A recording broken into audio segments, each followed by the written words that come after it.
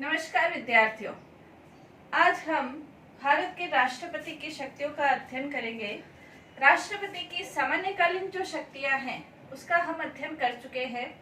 आज हम भारत के राष्ट्रपति की आपातकालीन शक्तियों का अध्ययन करेंगे। भारत के राष्ट्रपति की जो आपातकालीन शक्तियां हैं वो आपातकालीन प्रावधान के नाम पे भी जानी जाती है। भारत शासन अधिनियम 1935 के अंतर्गत भी गवर्नर जनरल की आपातकालीन शक्तियों का उल्लेख था। नया जो संविधान बना उसमें भी संविधान निर्माता आपातकालीन प्रावधान को संविधान में स्थान देना चाहते थे, लेकिन कुछ जो विद्वान थे वो ये चाहते थे कि संविधान के अंतर्गत इन आपातकालीन प्रावधानों को यदि स्थान दिया गया तो हो सकता है कि जो राष्ट्रपति है वो तानाशाह बन जाए। लेकिन कुछ विद्वान ये चाहते थे कि जो भारत है वो स्वतंत्र हुआ है और स्वतंत्र देश लोकतंत्र की दिशा में आगे बढ़ रहा है, और जब लोकतंत्र की दिशा में आगे बढ़ रहा है तो हो सकता है कि कुछ ऐसी विशेष परिस्थितियां संविधान के समक्ष, भारत के समक्ष उपस्थित हो जाए, जैसे कोई देश भारत पर आक्रमण कर दे या युद्ध की स्थिति उत्पन्न हो जाए या सशस्त्र विद्रोह की स्थिति उत्पन्न हो जाए या कुछ ऐसी परिस्थितियां उत्पन्न हो जाए कि देश का शासन संविधान के अनुसार चलाना संभव नहीं हो, या ऐसी स्थिति उत्पन्न हो जाए कि वित्तीय स्थिति खराब हो जाए। तो इन सभी स्थितियों का वित्तीय स्थिति खराब हो जाए तो ऐसी सभी विशेष जो परिस्थितियां हैं उन विशेष परिस्थितियों का सामना करने के लिए संविधान के अंतर्गत भी कुछ विशेष प्रावधान करने आवश्यक है। इसलिए इन विशेष प्रावधानों को संविधान में स्थान दिया गया, जिसे आपातकालीन प्रावधान भी कहा गया।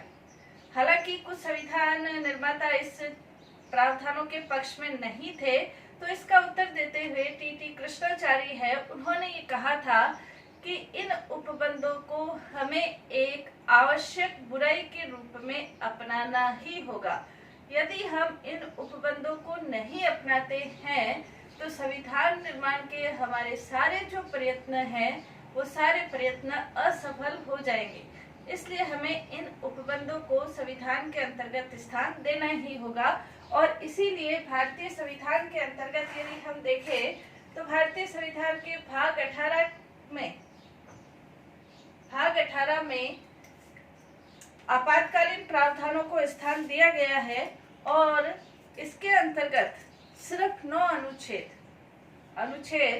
352 से लेकर 352 से लेकर 360 तक आपातकालीन अनुच्छेदों का वर्णन या आपातकालीन प्रावधानों का वर्णन किया गया है। ये जो 9 अनुच्छेद है इसके बारे में के.वी. राव ये कहते हैं कि संविधान के अंतर्गत कोई भी अनुच्छेद इतने बदनाम नहीं हुए हैं जितने ये 9 अनुच्छेद, जिसमें आपातकालीन प्रावधानों का वर्णन दिया गया है। लेकिन वो ये कहते हैं कि इनका सदुपयोग और इनका दुरुपयोग दोनों हमारे ऊपर भी, के.वी. राव कहते हैं, दोनों हमारे ऊपर ही निर्भर है कि इन अनुच्छेदों का हम उपयोग भी कर सकते, सदुपयोग भी कर सकते हैं और दुरुपयोग भी कर सकते हैं। तो अनुच्छेद 352 से लेकर 360 तक आपातकालीन प्रावधानों का वर्णन किया गया है। इसके अंतर्गत ये जो आपातकालीन प्रावधान है इसमें भारत का संघात्मक स्वरूप परिवर्तित होकर एकात्मक रूप ग्रहण कर लेता है। इनमें 3 प्रकार के आपातकाल की व्यवस्था की गई है। सबसे पहला अनुच्छेद 352 के अंतर्गत यदि हम देखें, अनुच्छेद 352 के अंतर्गत युद्ध, आक्रमण और सशस्त्र विद्रोह की स्थिति में आपात की घोषणा की जा सकती है। युद्ध, बाह्य आक्रमण और सशस्त्र विद्रोह, ये स्थिति 44वां संविधान संशोधन जो 1978 में हुआ था, 44वें संविधान संशोधन के बाद की स्थिति है। पहले जो स्थिति थी उसके अंतर्गत ये था कि राष्ट्रपति के द्वारा आंतरिक अशांति के नाम पर भी आपातकाल की घोषणा की जा सकती है।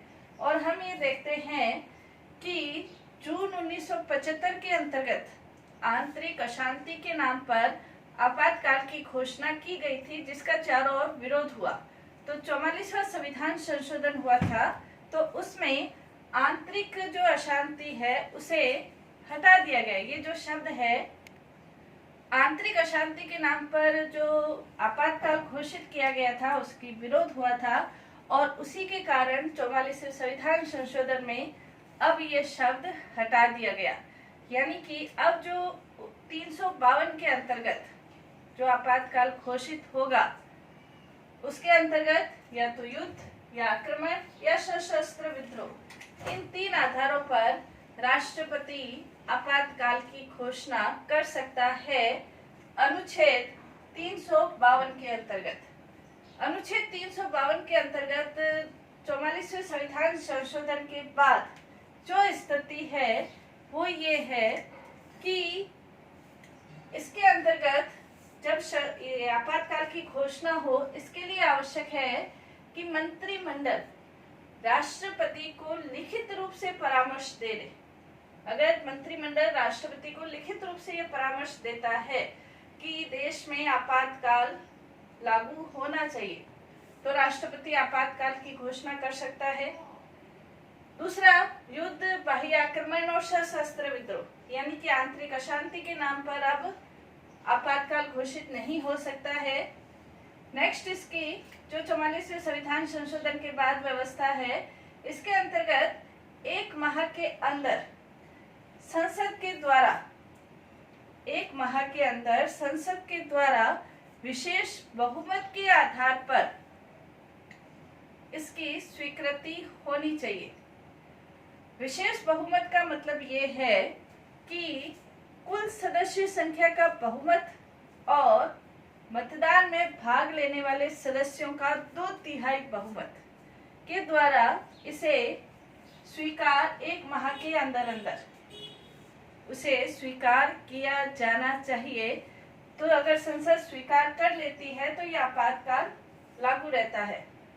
इस आपातकाल की यदि घोषणा समाप्त करनी है, उसे लागू करने के लिए तो विशेष बहुमत की आवश्यकता है, और यदि उसकी घोषणा समाप्त करनी है तो उसके लिए संसद का साधारण बहुमत की आवश्यकता है। साधारण बहुमत के आधार पर आपातकाल की घोषणा समाप्त हो सकती है।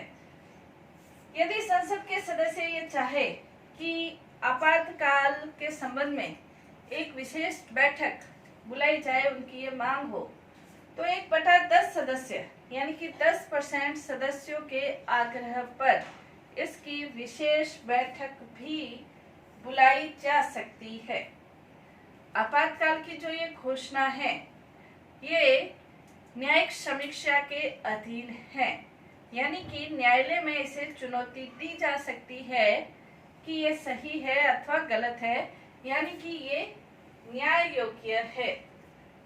आपातकाल की जो ये घोषणा है, ये पूरे देश में भी लागू हो सकती है और देश के किसी भाग में भी लागू हो सकती है।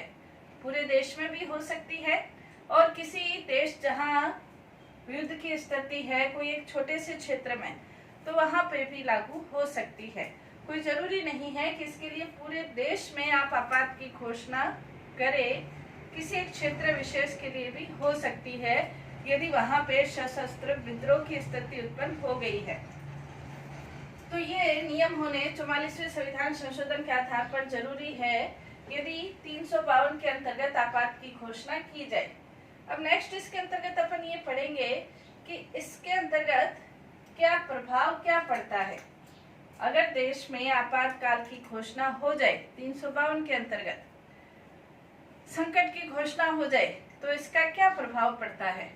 तो इसका सबसे पहला प्रभाव तो ये पड़ता है कि अनुच्छेद 19 स्थगित हो सकता है या निलंबित हो सकता है जब तक आपात की घोषणा हो तब तक। लेकिन इसके लिए ये 44वें संविधान संशोधन के आधार पर ये निश्चित कर दिया गया कि 44वें संविधान संशोधन के द्वारा ये निश्चित कर दिया गया कि जो अनुच्छेद 19 है वो तभी स्थगित होगा जब युद्ध या बाह्य आक्रमण की स्थिति हो, सशस्त्र विद्रोह की स्थिति में ये नहीं हो सकता है। अनुच्छेद 20 और 21 ये निश्चित कर दिया गया है कि अनुच्छेद 20 और 21 किसी भी स्थिति में आपात की घोषणा हो तो भी ये स्थगित नहीं होते हैं। अनुच्छेद 20 में क्या है? अनुच्छेद 20 के अंतर्गत अपराध दोष सिद्धि के संबंध में संरक्षण की स्वतंत्रता है और अनुच्छेद 21 जीवन की स्वतंत्रता प्रदान करता है। तो ये दोनों अनुच्छेद, ये दोनों स्वतंत्रताएं आपातकाल में भी स्थगित नहीं होती है। अनुच्छेद 32 के ऊपर क्या प्रभाव पड़ता है? अनुच्छेद 32 जिसके अंतर्गत संवैधानिक उपचारों का अधिकार प्रदान किया गया है, तो ये भी स्थगित हो सकता है आपातकाल की घोषणा के आधार पर। यानी कि जब आपातकाल है तब जो नागरिक है वो अपने अधिकारों की रक्षा के लिए न्यायालय में शरण नहीं ले सकते हैं। तो ये अधिकारों के ऊपर इसका प्रभाव आपातकाल की घोषणा का पड़ता है। इसमें ये चीज ध्यान में रखनी है कि अनुच्छेद 20 और 21 नहीं होते हैं और जब ये आपातकाल खत्म होता है, जब भी जो भी स्वतंत्रताएं स्थगित करनी है तो उसके लिए उल्लेख करना पड़ता है कि ये आपातकाल के कारण स्थगित की गई है और जैसे ही आपातकाल खत्म होता है ये वापस से पुनर्जीवित हो जाती है। विधायी स्थिति पर क्या प्रभाव पड़ता है? विधायी स्थिति के ऊपर जो राज्यों की विधायिका शक्ति है वो केंद्र के पास आ जाती है। कार्यपालिका शक्ति है वो भी केंद्र के, राज्यों की कार्यपालिका शक्ति भी केंद्र के पास आ जाती है। केंद्र और राज्यों के संबंध में वित्त के क्षेत्र में जो भी वितरण है या निर्देशन है या जो भी उनमें संबंध है उसमें भी केंद्र सरकार को पूरा अधिकार होता है कि वो उस संबंध में भी उसमें संशोधन कर सके। यानी कि कार्यपालिका शक्ति, विधायी शक्ति, वित्तीय शक्ति केंद्र सरकार के, केंद्रीय संसद, केंद्रीय सरकार, राष्ट्रपति के हाथ में आ जाती है। इसके अलावा राज्य सूची के विषयों पर भी राष्ट्रपति को अध्यादेश जारी करने की शक्ति प्राप्त हो जाती है। कहने का तात्पर्य, भारतीय संविधान संघात्मक स्वरूप परिवर्तित होकर एकात्मक स्वरूप ग्रहण कर लेता है और ये स्थिति सिर्फ उस राज्य तक सीमित नहीं रहती है जहां आपातकाल लागू हुआ है। किसी क्षेत्र विशेष तक यदि आपातकाल है तो सिर्फ वहां तक सीमित नहीं रहती है, बल्कि वहां तक इसका प्रभाव रहता है जहां पर देश की सुरक्षा और शांति खतरे में पड़ती है, वहां तक ये स्थिति लागू रहती है, सिर्फ उस राज्य तक सीमित नहीं रहती है। लोकसभा और विधानसभा के कार्यकाल पर क्या प्रभाव पड़ता है? लोकसभा का कार्यकाल 1 साल के लिए बढ़ सकता है। 1 साल से और ज्यादा बढ़ाने के लिए उसे स्वीकृति की, संसद की स्वीकृति की आवश्यकता है। विधानसभा का जो कार्यकाल है, राज्यों के अंतर्गत भी यदि किसी राज्य क्षेत्र के विशेष में आंतरिक अशांति और के आधार पर आपातकाल लागू हुआ है तो विधानसभा का कार्यकाल भी बढ़ सकता है। तो ये प्रभाव रहता है 352 के अंतर्गत। व्यवहार के अंतर्गत ये कब कब लागू हुआ है? क्या राष्ट्रीय आपात की घोषणा की गई है? व्यवहार के अंतर्गत क्या राष्ट्रीय आपातकाल लागू हुआ है? तो हाँ, व्यवहार के अंतर्गत भी 3 बार राष्ट्रीय आपात लागू हुआ है। कब कब हुआ है? 1962 के अंतर्गत जब चीन ने भारत के नेफा और लद्दाख पर आक्रमण कर दिया था। चीन ने भारत पर जब आक्रमण किया था उस समय 1962 में जो भारत के राष्ट्रपति थे सर्वपल्ली राधाकृष्णन, उन्होंने राष्ट्रीय आपातकाल की घोषणा की थी। 1962 का जो राष्ट्रीय आपात था वो 1968 तक, 1968 तक चला था। दूसरा जो राष्ट्रीय आपात है 1971 में जब पाकिस्तान ने आक्रमण किया था।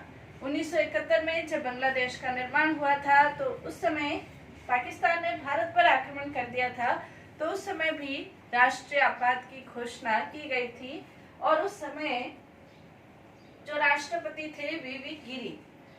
जब ये आपातकाल चल ही रहा था तो उस समय 1975 के अंतर्गत आंतरिक अशांति के नाम पर 26 जून 1975 के अंतर्गत एक आपातकाल तो पहले से ही था। दूसरा आपातकाल 19 जून 1975 को उस समय जो राष्ट्रपति थे फरुखुद्दीन अली अहमद, उन्होंने राष्ट्रीय आपात की घोषणा कर दी थी। आपातकाल लागू, तीसरा आपातकाल लागू हुआ था। दूसरा और तीसरा ये दोनों आपातकाल 21 मार्च और 22 मार्च 1977, 21 मार्च 1977 को ये दोनों आपातकाल खत्म किए गए थे। आपातकाल की ये घोषणा है, ये खत्म की गई थी। हालांकि 1962 का आपातकाल और 1962 का और 1975 का जो 71 का जो आपातकाल है ये तो सही स्थिति है, लेकिन 1975 के आपातकाल की बहुत ज्यादा आलोचना हुई और उसके बाद ही आपातकाल के संबंध में 44वां संविधान संशोधन हुआ जिसमें कुछ परिवर्तन किए गए थे। तो ये ये युद्ध आक्रमण के 1952 के अंतर्गत राष्ट्रीय आपातकाल के संबंध में क्या व्यवस्थाएं हैं वो अपन ने पढ़ी है। नेक्स्ट अपनी क्लास के अंतर्गत संवैधानिक संकट और वित्तीय संकट के बारे में हम अध्ययन करेंगे। धन्यवाद।